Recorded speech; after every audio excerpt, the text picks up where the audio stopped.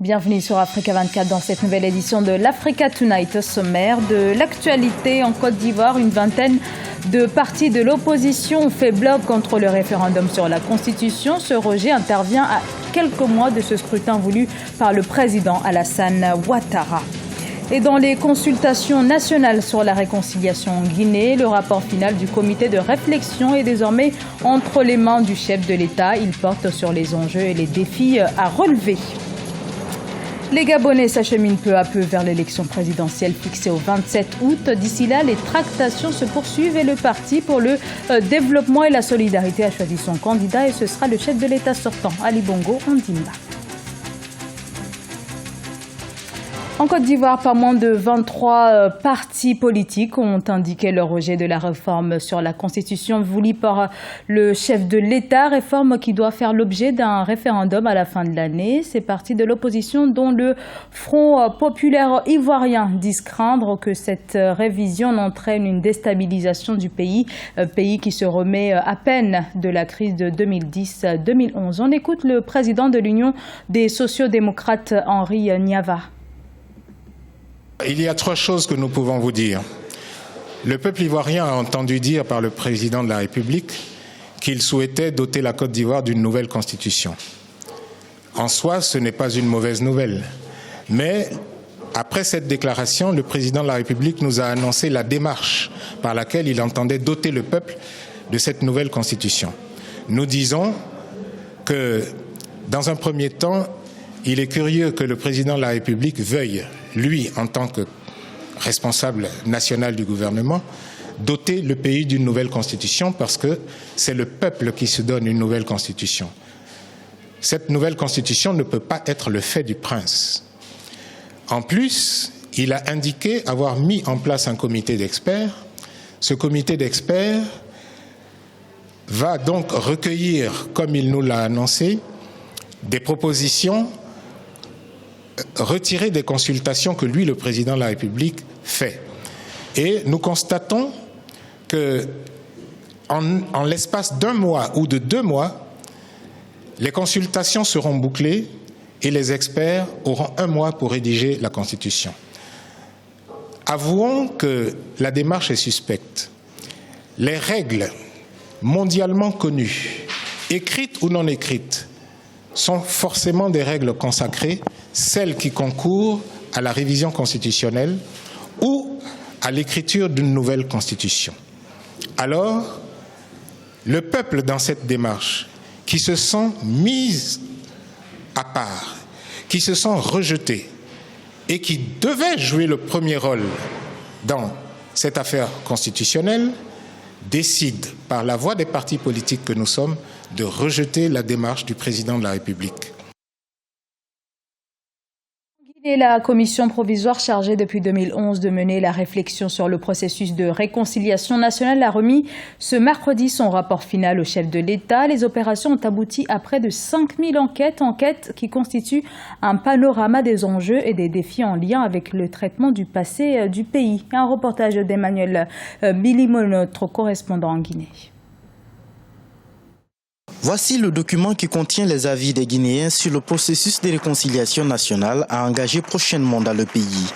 La commission provisoire de réflexion a bouclé ses travaux de consultation depuis le mois d'avril 2016. L'opération avait pour objectif de recueillir les avis des populations sur les mécanismes de mise en œuvre de la réconciliation. Ce document de 300 pages résume les frustrations des uns et des autres depuis les premières heures de l'indépendance jusqu'à nos jours. Notre pays ne peut prospérer en faisant fi de son passé qui n'a pas été que glorieux. Les contentieux des violations des droits de l'homme du passé ont un impact considérable sur notre volonté de vivre ensemble. Nous étions toujours battus pour cette réconciliation nationale. Aujourd'hui, qu'il y ait un rapport de réflexion sur cette réconciliation nationale, c'est dire qu'il y a un aboutissement à un combat de certains Guinéens. Nous souhaiterons que l'on ne fait pas la différence, la confusion entre les victimes et les bourreaux. La remise de ce rapport au président Alpha Condé marque un tournant décisif dans l'histoire de la Guinée. C'est la première fois que le pays décide de révisiter et d'assumer son histoire. Une histoire faite de douloureux événements qui ont causé du tort à plusieurs citoyens. En tant que président de la Guinée, j'assume toute l'histoire de la Guinée dans ses aspects positifs, mais surtout dans ses aspects négatifs. Un mort est un mort. Si on veut rendre justice, il faut qu'on rende justice aux victimes du Campouaro, aux victimes de 85 à Guinée, à tous les autres victimes. Mais cela ne peut pas se faire si on ne se parle pas franchement. Il reste un défi majeur à relever. C'est celui de la mise en œuvre des pertinentes recommandations contenues dans ce document. J'espère que le président de la République va se retrouver avec son gouvernement, essayer de mettre en place les structures, se donner un calendrier pour la mise en œuvre de ces recommandations. Réconcilier les Guinéens devra passer, selon les recommandations de la commission de réflexion, par un véritable processus de dialogue, de vérité, de justice et de réparation. De 1958 à nos jours, plusieurs crises sociopolitiques ont endeuillé des familles et affecté parfois des communautés entières. C'est néanmoins pour la première fois que les populations se prononcent sur ces événements et les conclusions prouvent à suffisance la complexité de l'histoire du pays, mais surtout la détermination des uns et des autres à mettre ces douleurs sur la scène publique et en tirer toutes les leçons. De l'actualité également, la République démocratique du Congo a célébré ce 30 juin le 56e anniversaire de son indépendance. Et à l'occasion, le chef de l'État, Joseph Kabila, était à Kindu, dans la province du Maniema, dans l'est du pays. Il s'agit d'une grande première. Le défilé qui était prévu dans le Kwilu a quant à lui été annulé.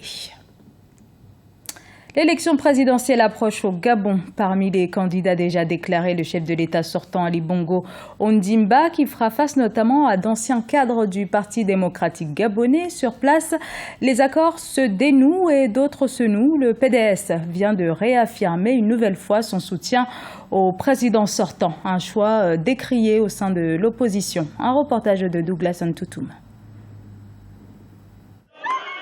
Le Parti pour le développement et la solidarité a décidé de soutenir la candidature du président sortant Ali Bongo Ondimba à la présidentielle du 27 août 2016. Ce parti politique d'opposition dite responsable estime que le candidat du Parti démocratique gabonais mérite de poursuivre les projets entamés. Nous avons pensé, si vous l'acceptez, que nous puissions vous accompagner dans la concrétisation de ce pacte-là. C'est le fait que nous avons vu dans ce pacte une partie de notre programme. Votre pacte social, c'est l'ADN du PDS. Cette politique-là est une politique productive. Chacun a vu les efforts que vous avez déployés. Et nous permettrons de vous donner les rapports de notre congrès. Vous les lirez attentivement, vous verrez bien les raisons profondes. La deuxième raison que je vous ai dit, ce sont les réalisations. Aucun président au monde ne peut réaliser tout son programme en un seul mandat. Ça n'existe pas. Le candidat à sa propre succession, Ali Bongo Ondimba, a pris acte de ce soutien non négligeable dans la ville de Port-Gentil, réputé être le bastion de l'opposition, notamment celui de Jean Ping. Apporter haut et fort le flambeau de notre combat pour ce Gabon du 3e millénaire. Et donc, évidemment, avec la grâce de Dieu et votre volonté, j'accepte d'être votre champion pour la prochaine élection. La décision du PSD à Port-Gentil fait suite au soutien annoncé des partis d'opposition et ceux de la majorité républicaine pour l'émergence, tels que le CLR, l'ADR, l'UPG et le RDP. Rappelons que le PSD est le deuxième parti d'opposition à avoir souscrit à la politique du pacte de solidarité sociale prôné par Ali Bongo Ondimba. La Banque africaine de développement vient de présenter sa nouvelle stratégie qui vise à éradiquer la faim et la pauvreté rurale en Afrique au cours des 10 prochaines années. Pour ce faire, l'institution compte s'appuyer sur le développement de l'agriculture. Cette feuille de route a été très suivie sur le continent. C'est notamment le cas au Burkina Faso. Voyez ce reportage de Jean-Paul Ouedraogo. Le conseil d'administration du groupe de la Banque africaine de développement, BAD, a récemment approuvé une stratégie de transformation de l'agriculture pour un secteur agroalimentaire compétitif et inclusif. Selon l'institution financière sous-régionale, cette orientation devrait, en plus de créer de la richesse, permettre l'amélioration des conditions de vie des populations et la sauvegarde de l'environnement. Une annonce qui a été suivie au Burkina Faso par les organisations paysannes en quête de conditions suffisantes et accessibles de tous pour une agriculture burkinabé moderne. Au Burkina Faso, il faut se dire que la modernisation a un double objectif. Il y a les petites exploitations familiales qui sont là, qui ont du mal à être modernisées. Et il y a les gros producteurs qu'on appelle les agro-businessmen, qui sont très bien accompagnés par l'État, qui ont déjà même les moyens pour satisfaire les exigences des banques. Mais si vous prenez le petit producteur, quand même lui, il a du mal à pouvoir s'adapter à cette modernisation, car les conditions de cette modernisation ne s'adaptent pas aux petits producteurs. 400 milliards de dollars, c'est le montant requis pour conduire la stratégie au cours des 10 prochaines années. Au vu de l'investissement, l'agroalimentaire peut paraître comme une alternative pouvant créer de la richesse et de l'emploi. Mais encore faut-il que l'accent soit mis sur l'équipement des petits transformateurs déjà en activité au niveau artisanal et surtout les femmes assez présentes dans le secteur. Si l'agroalimentaire est financé, ça va tirer normalement la production. Il faudra augmenter les rendements, il faudra quand même essayer de voir aussi la qualité des produits à fournir. Et bon, mais le danger dans cette affaire aussi, il ne faut pas que ça entraîne l'introduction des semences transgéniques pour dire que bon, les OGM pour pouvoir augmenter les rendements. Il ne faut pas que ça vienne en fait changer un peu le système de production qui existe. Quelles seront les structures et les mécanismes adaptés à mettre en place pour développer l'agroalimentaire? Les systèmes classiques de financement de l'agriculture en Afrique ont parfois montré leurs limites en refusant d'admettre que ce sont les petits producteurs qui nourrissent les populations. C'était le journal de la rédaction. Merci de l'avoir suivi. Dans un instant, une nouvelle édition de l'information sur Africa 24.